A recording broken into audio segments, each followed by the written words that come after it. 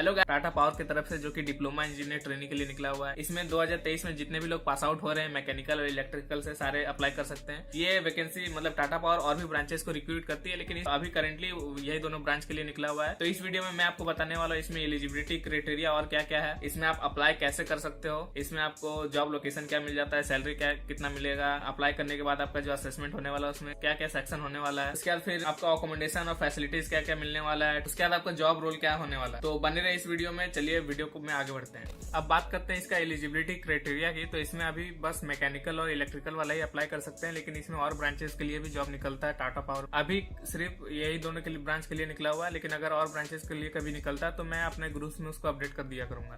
तो अगर आपने अभी तक टेलीग्राम और व्हाट्सएप ग्रुप ज्वाइन नहीं किया तो लेटेस्ट जॉब इन्फॉर्मेशन के लिए वो आप ज्वाइन कर सकते हो, आपको लिंक डिस्क्रिप्शन में मिल जाएगा। उसके बाद आप आगे बात कर लेते हैं। इसमें आपका 10th में तो आपका 50% से ज्यादा मार्क्स होना चाहिए। 12th में भी अगर आपने 12th किया है तो 12th में भी 50% से ज्यादा होना चाहिए। और जो आपका डिप्लोमा जो आपने किया है मैकेनिकल या इलेक्ट्रिकल से, उसमें भी आपका जो एवरेज है उसका 50% से ज्यादा होना चाहिए। आप इसमें अप्लाई कर सकते हो। अब बात कर लेते हैं कि इसमें आप अप्लाई करोगे कैसे। तो टाटा पावर में बेसिकली ये कैंपस से भी हायर करते हैं। अगर आपके कैंपस में आया हुआ है तो अच्छी बात है, वहां से आपको जो आपके कॉलेज में ट्रेनिंग एंड प्लेसमेंट के जो इंचार्ज रहेंगे उनसे तो आपको अप्लाई का लिंक मिल जाएगा। अब बात कर लेते हैं ऑफ कैंपस। ऑफ कैंपस के लिए ये लिंक्डइन पे भी पोस्ट करता है और अपना जो इसका करियर पेज है वहां पे भी पोस्ट होता है। तो करियर पेज में से आप अभी इलेक्ट्रिकल वाले अप्लाई कर सकते हैं, जो कि TCS आयन का पेज पे है।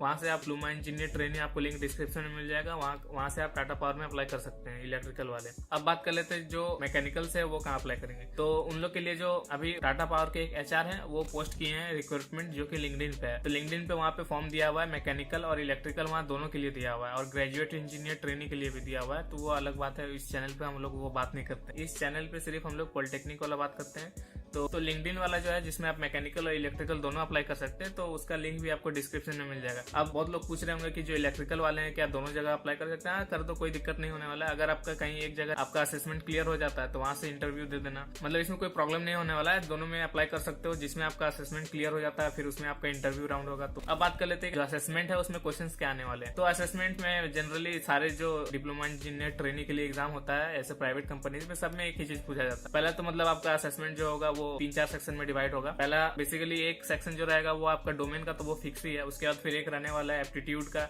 उसके बाद आपका लॉजिकल रीजनिंग रहेगा। उसके बाद वर्बल एबिलिटी रहेगा। वर्बल एबिलिटी मतलब जिसमें कि आपका नॉर्मल इंग्लिश ग्रामर, पैसेज से क्वेश्चन आता है, एंटोनिम सिनोनिम, ये सब वर्बल एबिलिटी में आ जाता है। क्या जो आपका डोमेन है, जो आपका ब्रांच है इलेक्ट्रिकल है तो इलेक्ट्रिकल से आएगा, मैकेनिकल है तो मैकेनिकल वाला आएगा। जो ऑनलाइन टेस्ट हो जाएगा। उसके बाद आप बात कर लेते हैं इसमें नेक्स्ट प्रोसेस क्या है। टेस्ट के बाद अगर आप शॉर्टलिस्ट हो जाते हो तो आपका इंटरव्यू होगा। इंटरव्यू में आप अगर शॉर्टलिस्ट हो जाते हो तो फिर आपको हायर कर लिया जाएगा। तो टेस्ट क्वालिफाई करने के बाद आपका इंटरव्यू होगा। इंटरव्यू में आपका HR राउंड होगा और टेक्निकल राउंड होने वाला है। दोनों साथ ही में हो जाएगा, अलग अलग नहीं होगा। HR राउंड में आपका बेसिक क्वेश्चंस पूछा जाएगा कि आप मतलब अपना सेल्फ इंट्रोडक्शन, आप डिप्लोमा किस ब्रांच से कर रहे हैं, कहाँ से हो आप, और आपको आगे क्या करना है, ये सब जनरल क्वेश्चंस पूछा जाएगा। उसका टेक्निकल राउंड में आपका अपने ब्रांच से रिलेटेड क्वेश्चंस पूछा जाएगा। टेक्निकल राउंड में मतलब अगर आप कोई अभी तक कुछ भी प्रिपेयर नहीं किए तो कम से कम 1-2 सब्जेक्ट अपना जो आपका कोर पेपर है उसमें से 1-2 पेपर अपना प्रिपेयर करके रखोगे। तो अगर आपको कुछ नहीं आएगा तो लास्टली वो पूछेगा कि आपका फेवरेट सब्जेक्ट क्या है, उससे बता दो, उससे फिर वो क्वेश्चन पूछेगा। तो इसलिए मतलब 1-2 सब्जेक्ट अपना जो आपको पसंद है उसमें आपको प्रिपेयर करके रखना है। अब बात कर लेते हैं इसमें आपका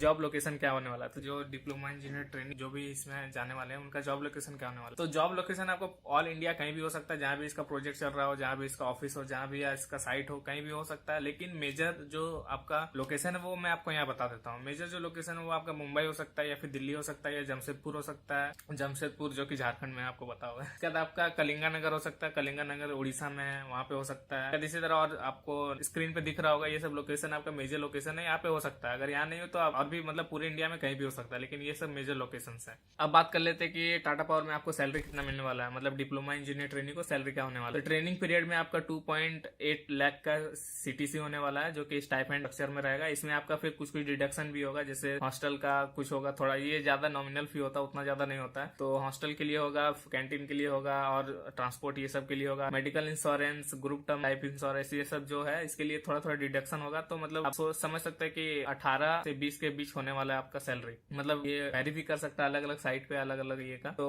ये मतलब एग्जैक्ट हमको नहीं पता कितना इन हैंड आता है, लेकिन ये CTC है 2.8 लाख, जो कि मंथली आपका 23,333 रुपया लगभग हो रहा है। तो अगर मुझे पता चलता है इन हैंड सैलरी तो मैं ग्रुप में आपको बता दिया करूंगा, इसलिए ग्रुप ज्वाइन करना बहुत जरूरी है। अब बात कर लेते हैं इसका अकोमोडेशन और फैसिलिटीज क्या क्या मिलता होगा। तो यहाँ पे आपको सब्सिडाइज हॉस्टल मिलता है जिसका आपको चार्जेस लगेगा, ज्यादा नहीं लगता तो लगता है, लेकिन उसके बाद अगर कंपनी आपको कहीं और भेजते हैं तो वहां भी आपको अकोमोडेशन, और ये जो अकोमोडेशन है ये कुछ साइट्स पे अवेलेबल नहीं होता है, तो उसके लिए फिर आपको खुद ही वहां पे देखना पड़ेगा। तो ये मतलब ज्यादातर केस में होता नहीं है, 100 में से 1 के साथ ऐसा हो गया तो वो अलग बात है। उसके बाद फिर मेडिकल फैसिलिटीज आपको मिल जाता है, जो भी आपका इंश्योरेंस है, जो इंश्योरेंस में आपका ग्रुप टर्म लाइफ इंश्योरेंस भी आ जाता है। उसके बाद फिर आपका एक्सीडेंटल इंश्योरेंस भी आ जाता है, ये सब, और रेगुलर जो हेल्थ चेकअप है कंपनी की तरफ से, टाटा की तरफ से, वो भी है। उसके बाद फिर आपको कैंटीन फैसिलिटी मिल जाता है जहाँ पे आप खा सकते हो खाना। उसके बाद फिर आपको ट्रांसपोर्ट फैसिलिटीज मिल जाता है। अब ये ट्रांसपोर्ट फैसिलिटीज हर जगह अवेलेबल नहीं होगा, किसी किसी साइट पे होगा या किसी किसी लोकेशन पे होगा। उसके बाद फिर अगर आप ऑफिशियली कहीं कंपनी की तरफ से जाते हैं तो उसका आपको ट्रेवल का रिम्बर्समेंट भी मिल जाएगा, मतलब जो ट्रेवल में आपका खर्चा होने वाला है उसको आप वापस से क्लेम कर सकते हो। उसके बाद फिर आपको इसमें ट्रेनिंग के बाद, जो आपका ट्रेनिंग पीरियड है वो, उसके बाद आपको फिर हायर एजुकेशन सपोर्ट भी मिलता है। उसके बाद फिर कार लीज बेनिफिट मिलता है। उसके बाद फोन और डेटा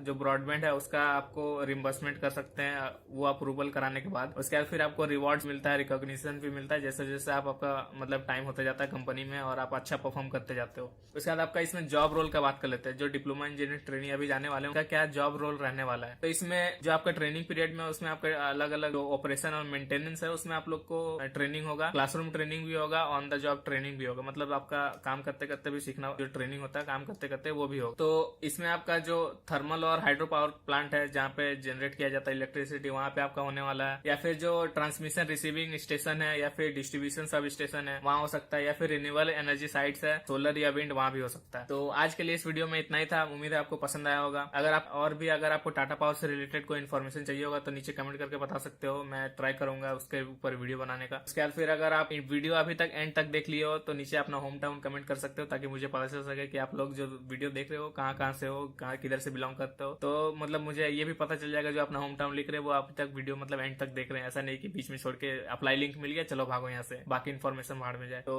अभी तक वीडियो देखने के लिए बहुत बहुत थैंक यू, और मैं मिलूंगा और किसी इन्फॉर्मेटिव वीडियोज में। तब तक के लिए all the best and bye.